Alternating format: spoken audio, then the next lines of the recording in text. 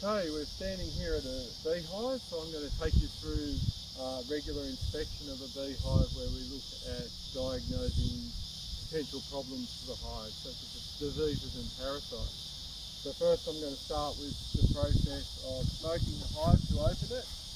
So we give a bit of puff of smoke at the entrance, trying to avoid contact with the entrance so that we don't actually contaminate our smoker. So the first thing we do is actually open the lid of the hive. So we use our hive tool to open the lid, a puff of smoke under the lid, and we place our lid down on the ground in front of the hive. Now to inspect for small hive beetle, which is a pest that affects honeybees, what we do is actually smoke the top of the box, remove the top box off the hive and place it down onto the lid. Now small hive beetle doesn't like light, like sunlight, so if we smoke the top of the box again and have all the bees running down, the beetles run away from the light and onto the floorboard. So we give that about a minute to settle, and then we lift the box up and we should be able to see whether this hive has small hive beetle running around in it or not. Okay, so now we're going to lift the box up and look for hive beetle, so just give it another little smoke to pacify the bees. Now lift the box up here, and you can see right here little black small hive beetles running around on the box where I'm pointing. These look like little black ladybirds. They're actually a pest of the hive. So what we'd be looking for in this situation, there's quite a few numbers over here in the hive, and just counting how many there are roughly. So I'm seeing about 10 or 15. This is a time where I can think about actually intervening and implementing some traps to catch the small hive beetles. So we've seen it's positive in this particular hive. So that's an inspection done, and the numbers are moderate in this hive, so we'd think about starting to control those beetles.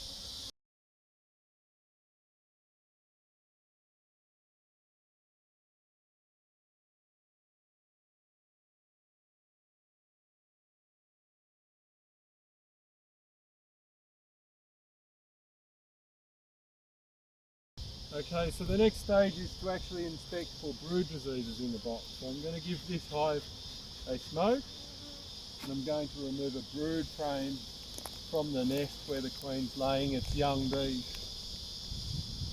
So what I do is actually move a frame up.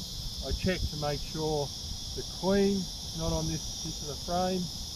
But one way to inspect a frame is to actually remove all the bees from the frame. So you'd actually shake all the bees off the frame like this, and then you've got access to the brood. So what you're looking for when you're looking for a brood disease is any suspect capping. So you're looking, this is the brood nest here. What you're actually looking for is any sunken or discoloured or malformed cells. So this is where the young bees are actually emerging from. There's a particularly maybe a suspect cell here and here. So what I then have to do is what they call the matchstick test. So I have one here, which is just basically a skewer, and I actually find the perforated cell here, and what I would do is actually push that into the cell, swirl it around, and what I'm looking for is if it comes out in one piece like this, it's actually not too bad. There's no disease there. If that particular cell was to grow like black coffee or brown coffee, then I'd have to worry about a bacterial infection. So here, so far so good. There appears to be nothing untoward with those actual cells. So I've inspected those suspect cells, and then I would return that frame to the colony. You probably repeat this process with 2 or 3 frames just to make sure you don't have any diseases in there. Some of these diseases that you must notify the department if you actually have them present, so it's really important to do this properly.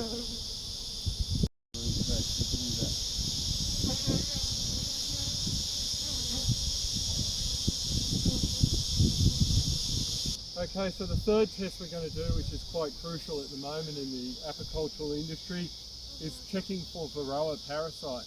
Varroa was introduced into Australia in the last 12 to 18 months, and industry is still trying to eradicate this pest from the country. So at the moment we're in a monitoring phase. So every beekeeper in New South Wales is required to do Varroa checks in their hive every 16 weeks. Okay, so what is a Varroa check? Basically we have to ethanol wash the bees. So we have a container here which we open. What we do is actually take this part out, which is going to house the bees, and we put about 100 mils of ethanol into the container. We place the canister in the top with bees, about 1 cupful in it, and put the lid on and actually shake the bees in ethanol. This actually kills the bees, but it's the best way to dislodge the mites off the bees, and they'll be deposited at the bottom of the container. So I'm going to take you through that process. Okay, so I've pre-prepared the container here with 100 mils of ethanol. I'm going to go back to the hive over here. It's important we get bees from the brood frame to check for Varroa. Varroa are more active on the young bees, so we must shake from inside the brood nest.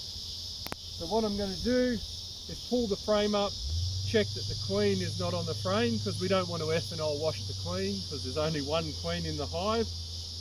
And when you're confident the queen isn't there, we've got lots of young bees on the brood, this is a perfect frame to wash and test. So we're going to come over to our newspaper sheet over here. We're going to shake the bees onto the newspaper like this, and actually shake the bees into the cup. Pick the cup up with roughly a cup of bees, get all the bees off the outside, drop it in the container, place the lid on, and we shake vigorously, upside down, shake, shake, shake, shake, wash the bees for 20 seconds.